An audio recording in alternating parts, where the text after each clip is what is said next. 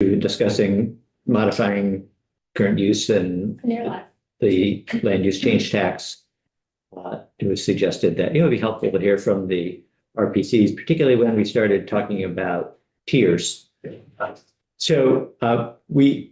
We also normally in a session would have somebody come in and just introduce the work that you do that might be of interest to our committees. And I don't know whether we have necessarily time to do that today or whether you have that in your agenda, but we can have you back another time if that's. Yeah, depending on how much time you have, we probably have a small amount of input on the bills. I'm sorry, I should say Charlie Baker from Chittenden County Regional Planning Commission for the record. So I'm flexible. If you want a longer briefing on what the RPCs do, and happy to do that. I was going to show you one slide from that relevant to your bills. But if you'd like some more background, happy to do that. Well, why don't we start with that, and then we have the rest of the session to learn more as needed. But just so that we are all clear, and I think most of us have at some point come in contact with our county or local RPCs, but if not, and people may have a few questions. But all right, why don't we go ahead and get started then? Let's do a quick round of introductions. I'm David Durfier. I'm from Shaftesbury. I represent Sunderland and Glastonbury down in Bennington County. And I'm chairing the committee, and the vice chair is. Hi, I'm Heather Supernat. I represent Windsor 4, the towns of Barnard, Pomfret, Bridgewater, West Hartford. Hi, John O'Brien. I represent Royalton in my hometown of Tunbridge. Greg Burt, Cabot, Danville, and Peacham. Michelle Boslin, Northern Windham County, Westminster, Brookline, and Rockingham. Richard Nelson, Orleans 1, Derby. Jed Lipsky, Lamoille 1, Stowe. Leland Morgan, Grand Isle County, and West Milton. We good to see you again.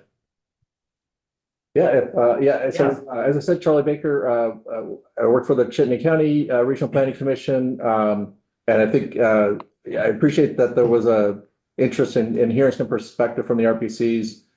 We are heavily engaged in implementing the Act 250 changes that got voted on last session, Act 181. And so we are kind of coming to it, I think, some of these conversations with that lens a bit. And Tom, do you want to introduce yourself now in case you want to interject at any time? Sure. My name is Tom Kennedy. I'm Director of Community Development at Mount Scottney Regional Commission, and we're located along the Connecticut River in the Windsor-Springfield area. And I think we heard that you were interested in getting some feedback on two bills, H291 and H134. Well, yeah, we're looking at the topic of current use, and both of those bills cover it. We're not really taking up 291 as much, but we'd be happy to have your thoughts on that. We did take some testimony on it. No comments on 291. Okay, all right, fair enough. Want to put that one aside, and we can talk about 134 then. Maybe the best thing I can do is actually give you some of the background about what we're doing. And sorry, I'm going to try to get to the place where I'm sharing. Sorry.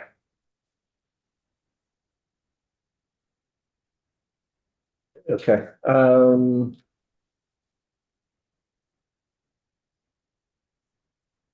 there we go. So this is the town of Sheldon. This is not in Chittenden County, but our peer in Chittenden County, in Franklin County, Northwest RPC, Catherine Dimitrick, her staff prepared this, but this was like an early look at what the mapping that we're doing under Act 181 might look like. This is very much a draft. Please don't take anything to the bank here. But you can see the land use categories that are now in statute that we're required to use in our regional land use plans.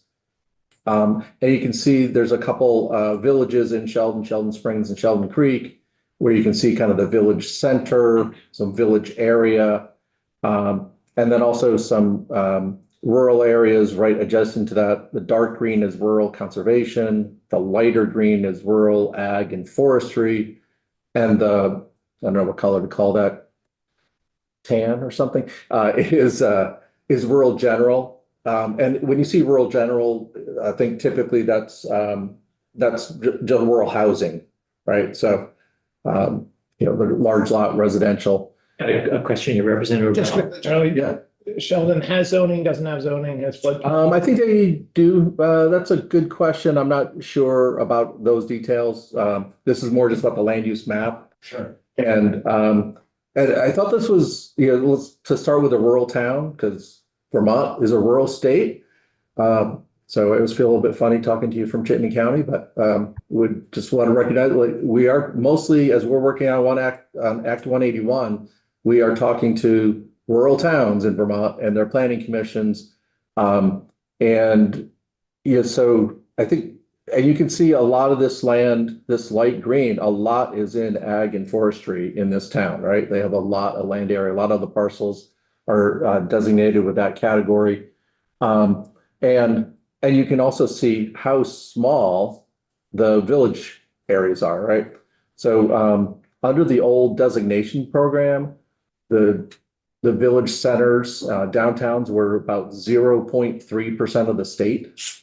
So 0.3, less than 1%, less than 1/3 of a percent of the state land area was covered in those designated villages and downtowns.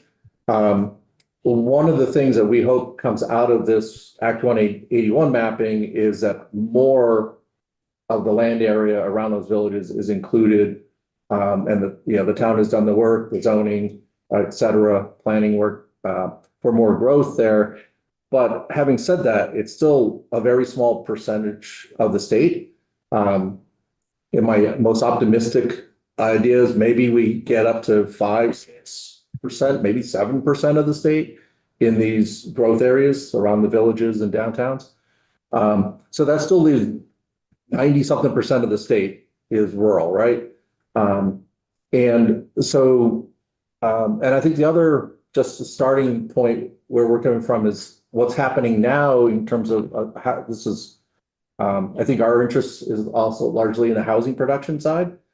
And more than half of the housing production, or probably about half, is happening in rural Vermont.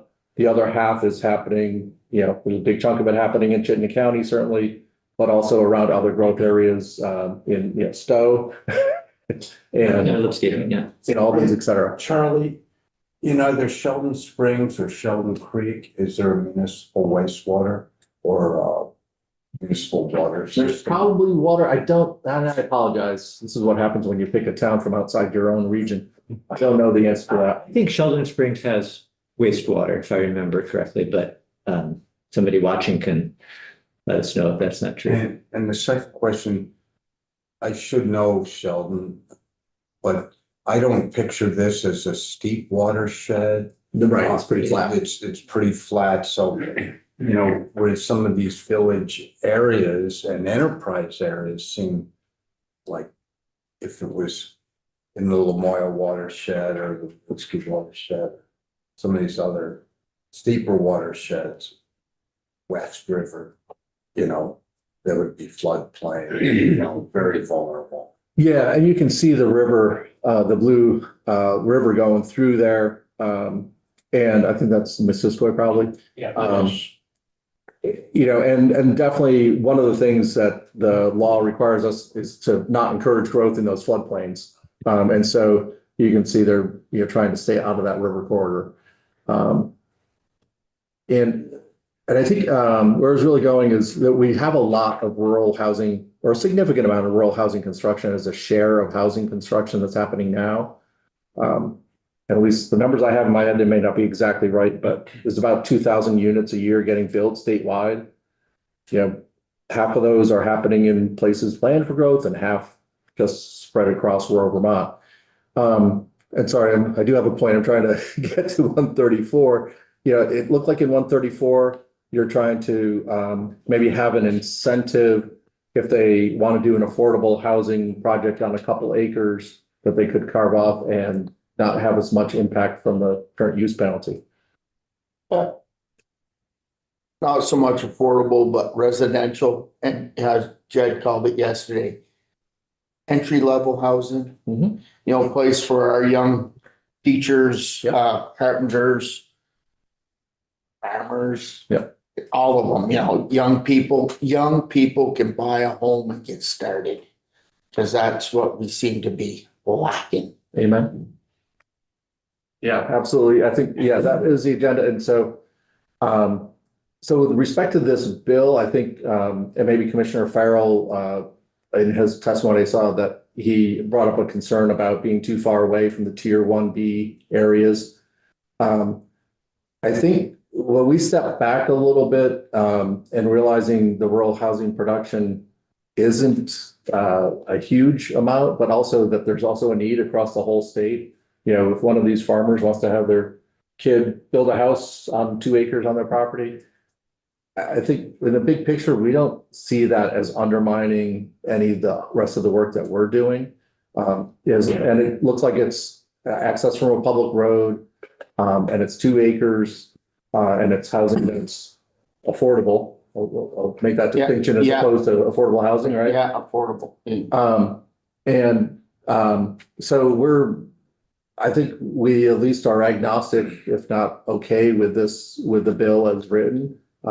You know, despite concerns that it may have some housing growth in rural areas, but from our view, and I think we've been talking to our towns, and certainly talking to representatives and senators from rural districts who are concerned about not having housing growth in rural parts of the state. So this seems like an okay way to maybe encourage some of that at pretty low levels that shouldn't impact, you know, bigger resources and things, although the state may have different positions on that. So, Representative Nelson? Thank you, Chairman. What is, I'm trying to wrap my head around what tier 1A is and tier 1B. You know, I envision, like downtown Newport, or maybe all of Newport being tier 1A. yeah.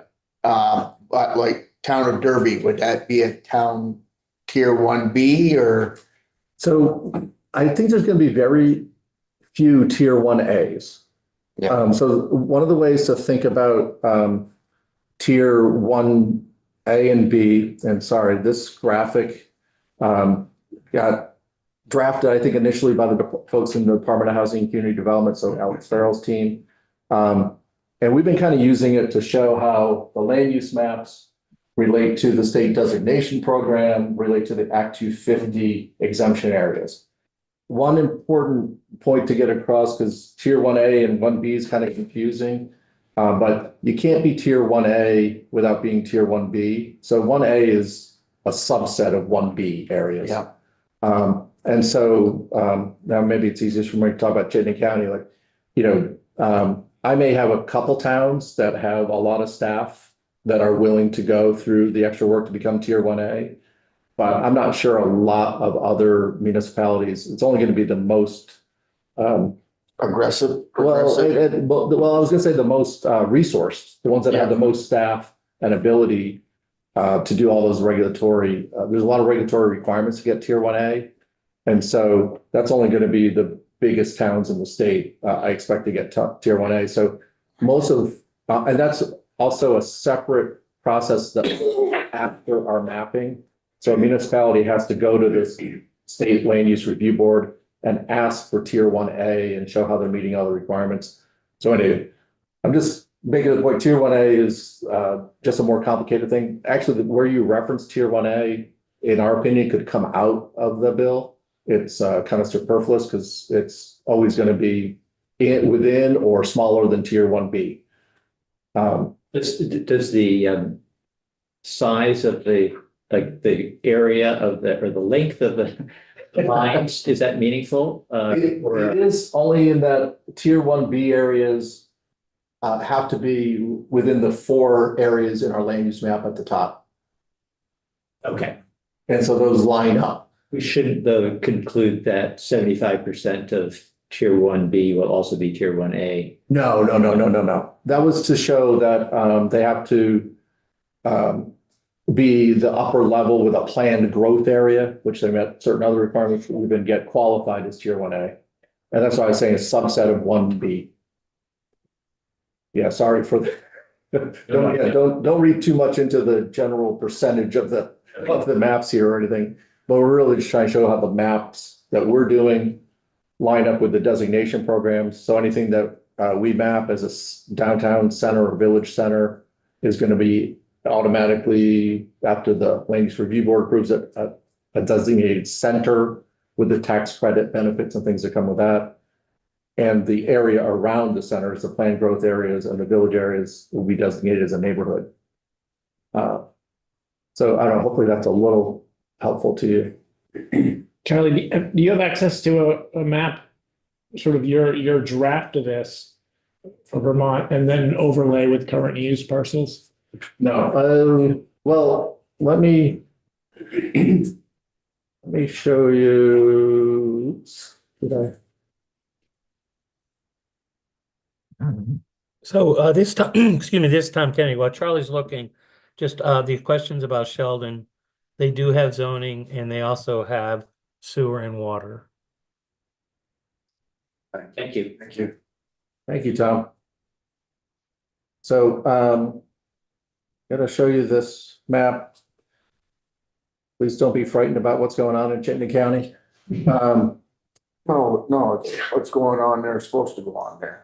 Yeah, Well, so, except for downtown, but yeah, thank you. sorry.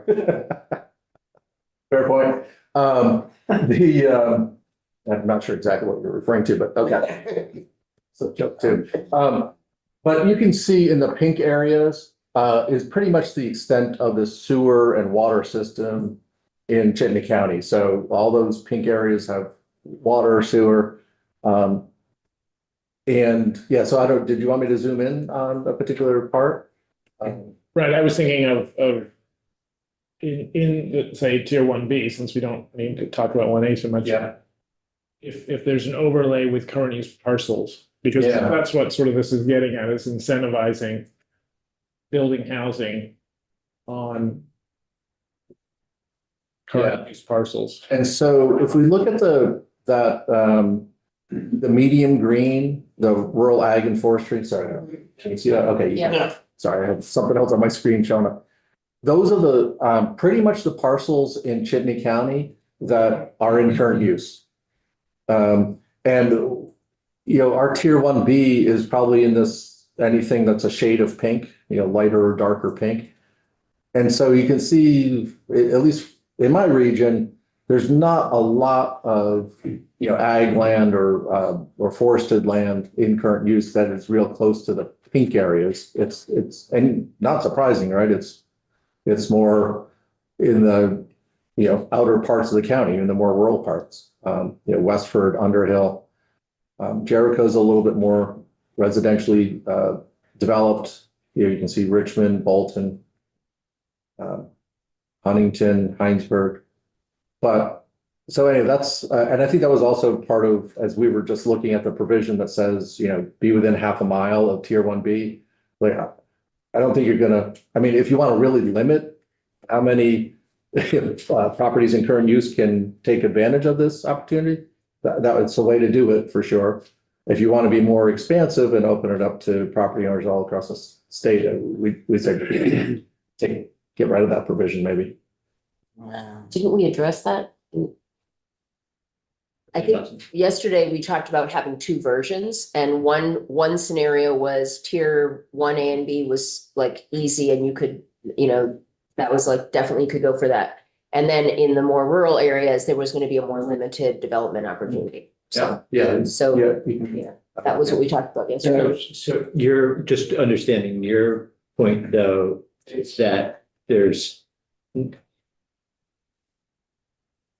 limited amount of land that's in the future tier 1s that would be ag land or current. Yeah, or probably within that half mile, right? I think, which is what we have in the current. We've actually, that half mile was sort of a residual. Okay. So we're now looking at just tier 1. Yeah. Even so. And I would say almost by the statutory definition, we're almost going, if it's in current use, it's probably not in tier 1 by the definition of the land use areas. Interesting. We had, I think, the testimony that we had from the ag agency was maybe not on the tiered, I'm not sure that they had access to that information yet, but they talked about, was it 20,000? 10,000 acres, and maybe that was within existing, designated areas, I'm not sure. And, statewide. Representative Lipsky. Thank you, Chairman. Charlie, you, in your presentation, have used the term current use, whereas we in this bill have excluded forestry land, which is the majority of land, from the potential impacts of this bill, and it's really focused on agricultural enrollment areas.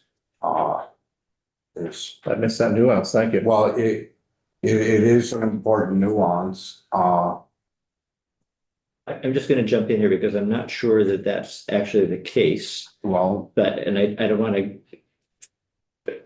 But I don't want to open up a conversation that may not be. We might want to make sure we're all on the same page.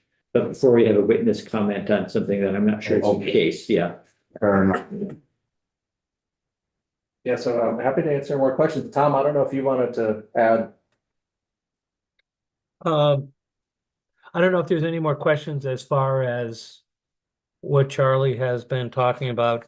I was just going to go into, now I'm looking at your draft 1.2 from yesterday. But is there any other questions as far as on the tiered system and current use?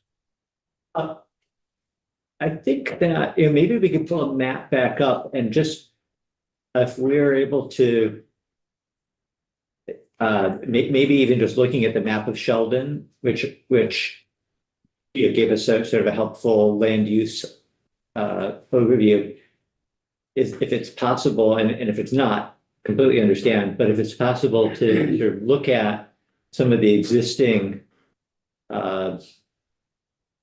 colors there and say this might end up being in tier 1, this would not. Oh, look, you got circle around it already. Or you did have. Yeah, this was, I think this is Fairfax. And that was showing the interim exemption area. Compared to the pinks that the RPC's kind of drafting in the map now. Yeah, I don't know, is this one's really zoomed in around the Fairfax Village. Yeah, and you can see there are, and I think this red line is a half mile from the existing village center designation. Yeah. And the light green here are probably parcels that are probably ag current use. So what I'm wondering is, can you, and if you can't really, that's fine, but can you sort of suggest what might end up being in tier 1? Yeah, so B. Yeah, the tier 1B is probably going to be this purplish, including this orange section, but purple, pink, orange are really the three colors in tier 1B likely. Likely, okay. And that would be true. Is this coloring scheme used consistently across the state? Yeah. If we looked at any.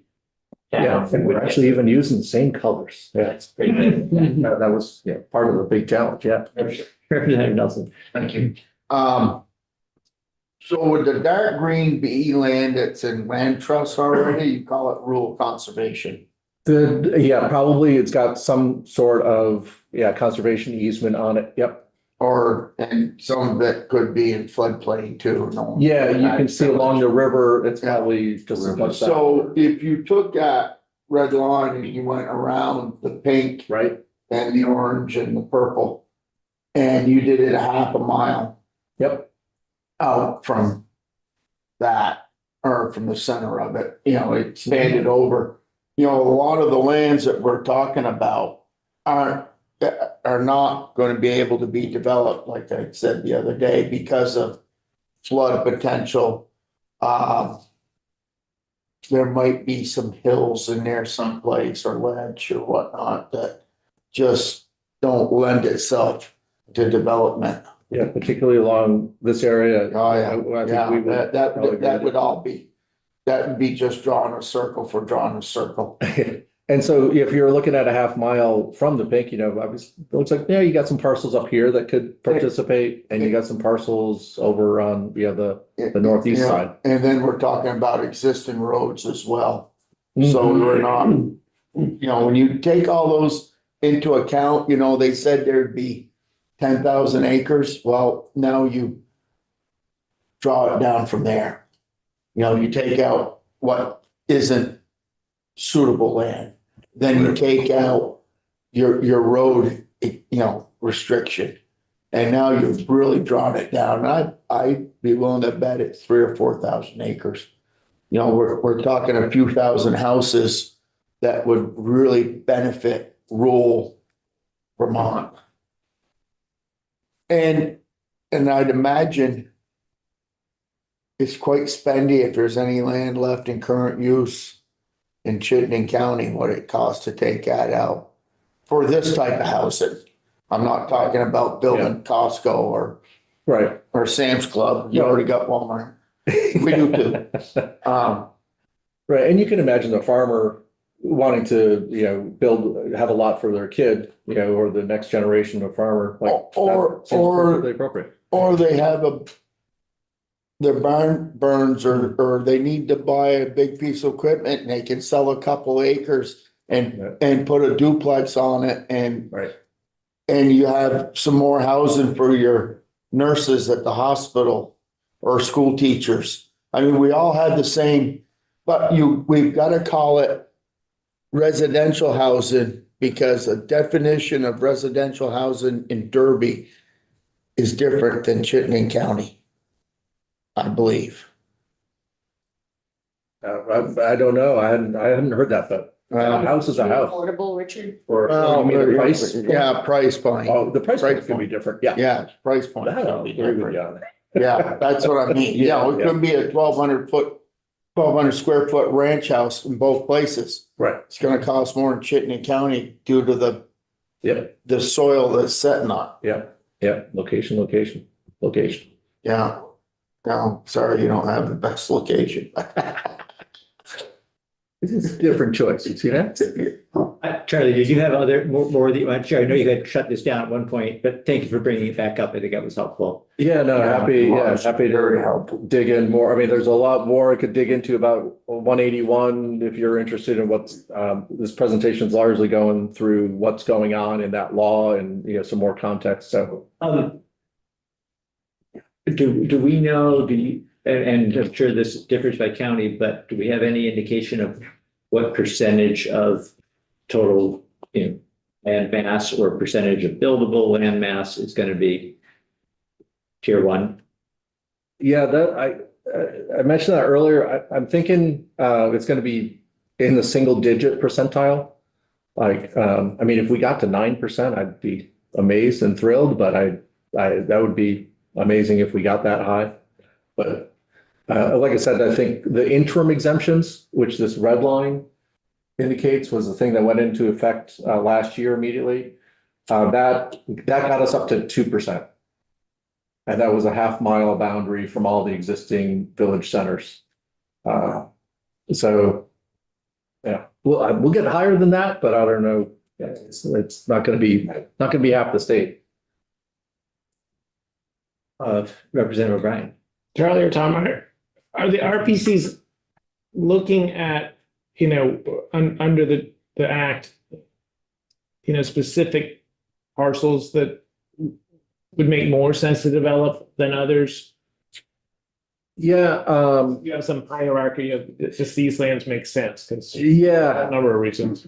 And some of it goes, where there's water service or, we have fire districts, there's quite a bit of water service, public water service in the state. And then sewer service on top of that, right? And I'm pretty sure that's like this purple and pink here in Fairfax is that's the extent of their sewer and water service, right?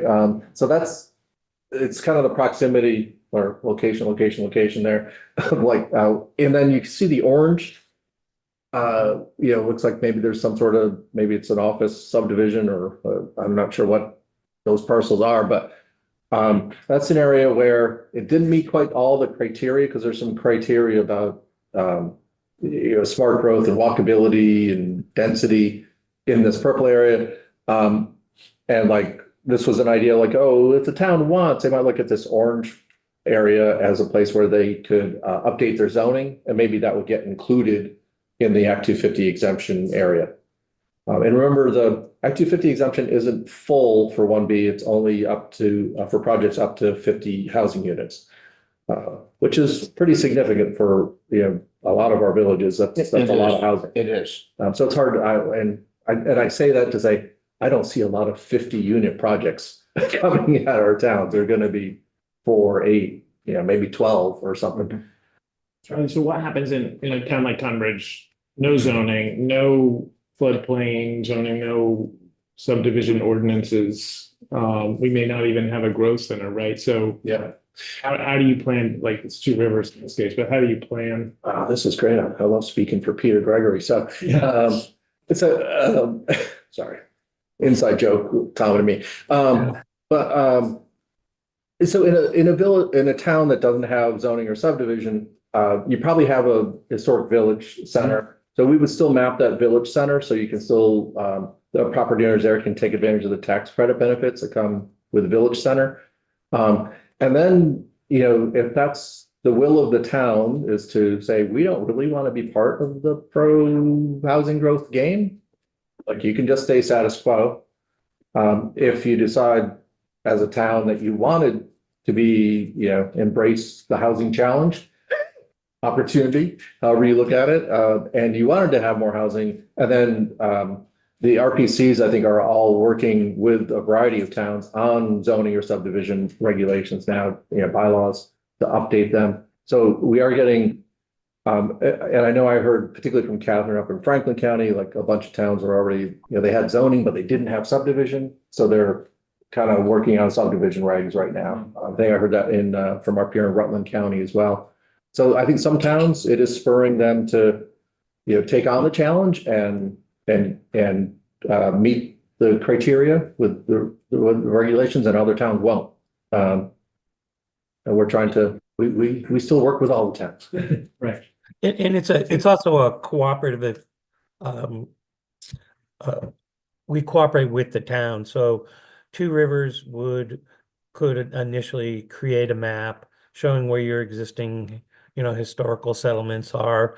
And then there would be a discussion with the planning commission, and just the townspeople to say, would you like to expand this and the like? So, what you're trying to do more than anything is to try to have conformance with Two Rivers regional plan and with your local plan. But as Charlie said, you can just opt out and say, we just want to continue doing things the way we've been doing, and you would be, a 1 acre town under Act 250.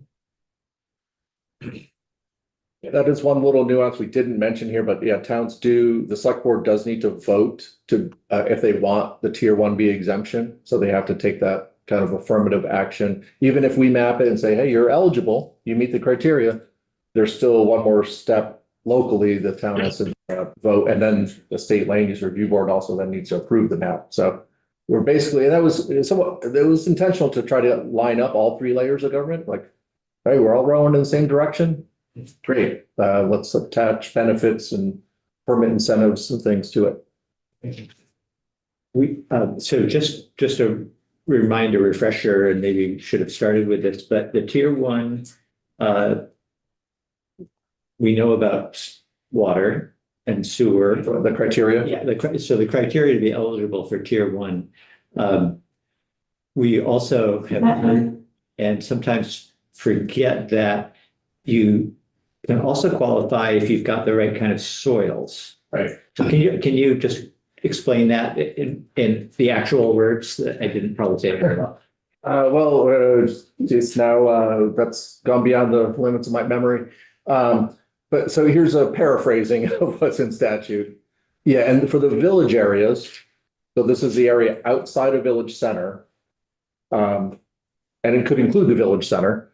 But yeah, it's zoning and subdivision bylaws that they have to have public water or sewer or suitable soils. So if you had decent soils at Perk, then you can still apply and get that Act 250 exemption.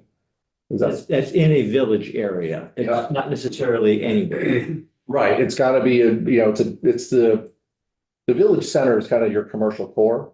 So the village area is the residential area around Yeah. your village center.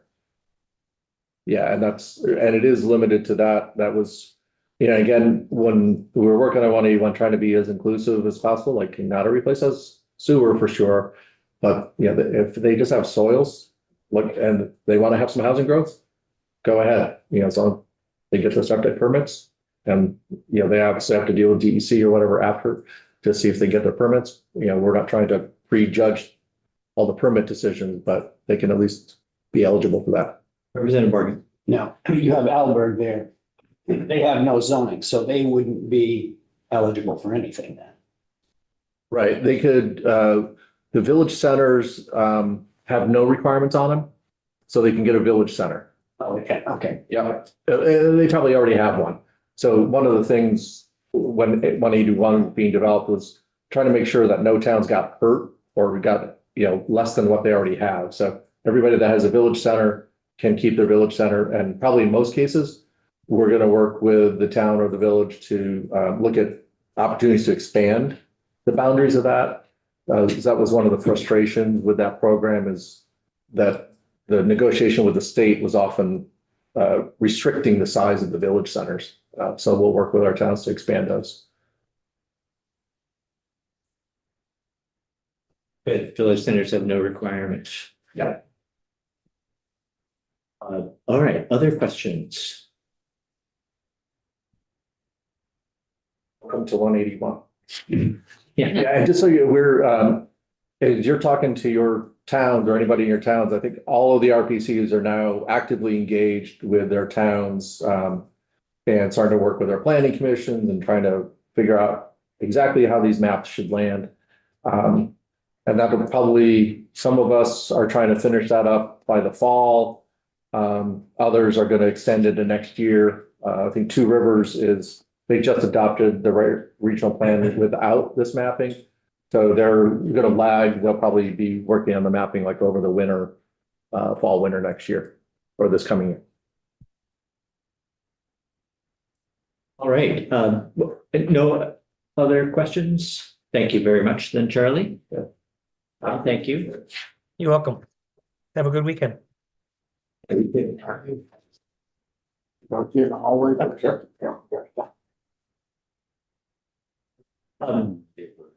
Just before you go out, Richard, I want to ask, we've got our Ledge Council coming back in a few minutes, and at some point I want to hear from the Forest Parks and Rec folks again. And I don't know whether you all would like to wait until we finish walking through the amendment, or whether you have. Be great. Okay, all right. That work for you, Dan? Sure. All right, so